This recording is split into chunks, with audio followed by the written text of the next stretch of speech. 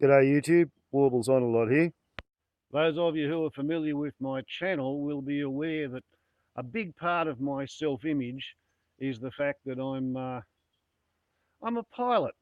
I'm an aeroplanologist. I have made the first flight of a new prototype once. I was the test pilot. I also half built the thing and partly designed it. So I'm a pretty seriously committed aeroplanologist, even though I keep my second aeroplane in this trailer. As you can see, I also keep a fair bit of other stuff in the trailer. And it's a very small, very light, little aeroplane of a type known as a VJ24W Sun Fun. As you can also see, this one last flew a long time ago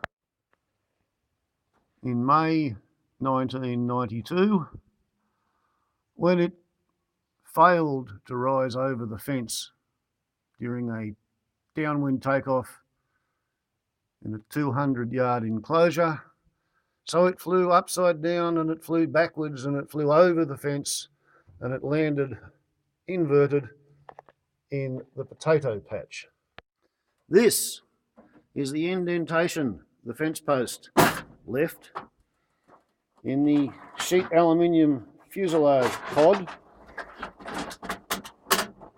which I personally designed and constructed. There is no engine on this relic because I sold the mongrel of a thing. A 22 horsepower JPX Pull 425. And you can't say that this whole thing is entirely engineless because there is this sitting there in case I ever feel the need to re-engine it with something a bit bigger. A Rotax 377 35 horsepower with a reduction drive, just like the JPX did not have. And therefore, the Jensen had a very, very, very small propeller, as in 42 inches diameter propeller. This is the one I carved and flew behind for 5 hours before deciding that it was too steeply pitched. And so I made this one, which was the one that hit the fence. Therefore, its place in the display of air screws and turbines, which I have broken. There you go, that's the engine that you just saw underneath the Jensen's fuselage back when it was on Canada John's Skycraft Scout, before he did this to his propeller while conducting a kamikaze attack on a sheep from about 300 feet, when his cooling fan ate his throttle cable and stopped his engine in the middle of his final turn. So anyway, when my kids were little, role modelling, aeroplanes were a big part of our lives. My son here was 3 years old and he had been for a fly in the back seat of that Dragonfly. Here he is at 5, maybe 4. And that's actually an aerial photograph taken by my son at age 5, also showing a portrait of the pilot. This is my 5-year-old's view of myself at an air show, working as aerotail launch controller, putting hang gliders up into the sky, and I'm wearing what we used to call back then my flying jacket, aka sort of a jacket of many patches, because that's pretty much what it amounts to. bearing embroidered patches of aeroplanes that I've had something to do with. I used to work for the Australian agents for Pit Specials and Belankas. I was at the Schofields Air Show in 1982. Had a fair bit to do with Moy's hang gliders. Used to work for Neil Cotty, who staged the 1978 Great Pacific Films Tiger Moth Air Race. I like aeroplanes with big propellers. I learned to fly gliders at the Narromine Soaring Centre. And all of these nostalgic mementos, patches, badges and souvenirs went onto this jacket because my wife didn't like this old jacket, which I'd had since the late 70s, and in which I actually made my first solo flight in the 1975 8 horsepower Skycraft Scout. So 25 years ago or so, when this thing started to look a bit raggedy, you can see where the patches used to be. She came home, that's where the Fokker triplane patch used to be, and she required the patches be transferred from the old jacket to the new jacket, which in my opinion was kind of looked good but a bit flimsy to be flying in. So when I crashed, I was wearing this 1976 vintage dress leather jacket that my parents brought me back from their overseas trip. It's even got my old boarding school laundry number still on it. And in the 1990s, for flying the Jensen, I added a couple of extra press studs just to sort of keep the wind out of my shirt. Since then, hanging up in the hut, it has been chewed upon by the anti-kinus. The shoulders have just basically torn through. Home cobbled repairs to the pockets. And essentially, I would have to say that this old leather jacket is pretty much past its use-by date for either going to town in, going flying in. I suppose I could cut firewood in the rain with it, but that's really all it's good for. But what the heck, it's 40 years old, it's done its time. Just like this one is getting too moth-eared and ratty and tatty and rotten to be worn to town. And this one, the 42-year-old one, it's not even much good for cutting firewood in the rain.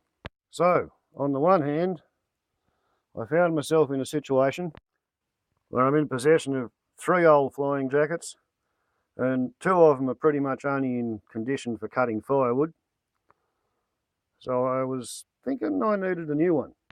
On the other hand, I'm in possession of a daughter who thinks it's pretty funny that if she says, "Dad, what do you want for your Father's Day present?" and I say, "Oh, I don't know, I'll leave that up to your judgment," is quite capable and has been known to present the old man with a wooden wagon which she says is my spirit animal.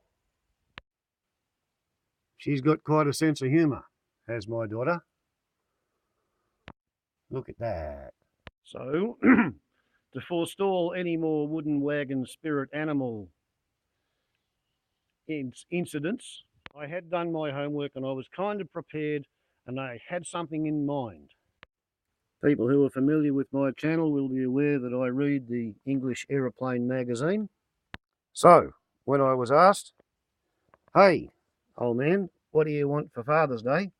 I said, "Well, look, there's a company in England called Mean and Green, and they are offering what very much appears to be a 1940 RAF pattern leather fleece-lined flying jacket. Why don't you talk to the internet with your brother and see if you can come up with that?" So the Chilblains conferred and they decided that that was actually a pretty good idea, and my son got in touch with the English company and they said, "Oh, we haven't got any of the brown ones left. Is it okay if we send you a black one?" And my son conferred with me and I said, "Well, I don't care if it's black or brown, no drama."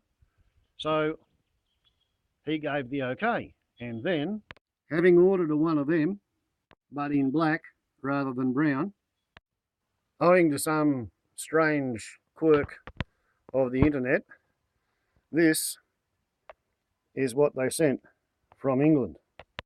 Correct size, real leather, not actually fleece lined, equipped with a detachable fake fur collar, embroidered patches from non-existent corporations, non-existent American military units, but otherwise, well, you know, it is in fact a vintage leather flying jacket, and the kids got it for 20 quid off. And I was going to put my own patches on it anyway, although I figured that one's getting a little bit sort of sun faded and dirty, especially when you compare it to an identical patch on the back of my old US Army Air Corps mechanics overalls. So I figure that one should replace that one on the new jacket. But as it happened, when my son realised that this is not that, he chased it up. And they apologised for sending this, told him that he could keep it. And although they said they did not have one of these in brown or in size large, they did have one in extra large. And for the price of the freight, which I think was $20 from England to Australia, would you look at what the old man now has for a flying jacket? It's fake fur, but it is fleece lined. It's real leather. Sadly, it's at least a size too large. You know, I think large would have been big on me, so it kind of needs a couple of jumpers in order to make it fit right. God knows why, but the collar's secure with really amazingly large straps and buckles. However, with global warming, who knows whether I'll need it this time next year. But, yep, I have now got a new flying jacket. And for my birthday, the little darling's got me a Seiko solar chronograph as well. So I've got the fancy pilot's watch as well as the fancy pilot's jacket. The only fly in the ego is that the aeroplane needs to be repaired, rebuilt and re-engined. If I was to remove all essence of has-been wannabe from the performance, but yeah, I've got my flying jacket and I've got my aeroplane and I'm pretty bloody happy. One other point to mention while reviewing this jacket. Fur-lined leather? Well, yeah, it is, but not in the sleeves. Made in China, out as 100% real leather, in as 100% acrylic, sleeves and lining 100% polyester, specialist cleaning only.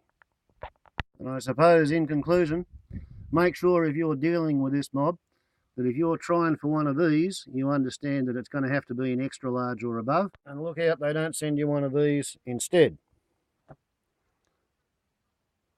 But all things considered, Warbles on a Lot is a very, very, very happy old aeroplanologist. Ciao.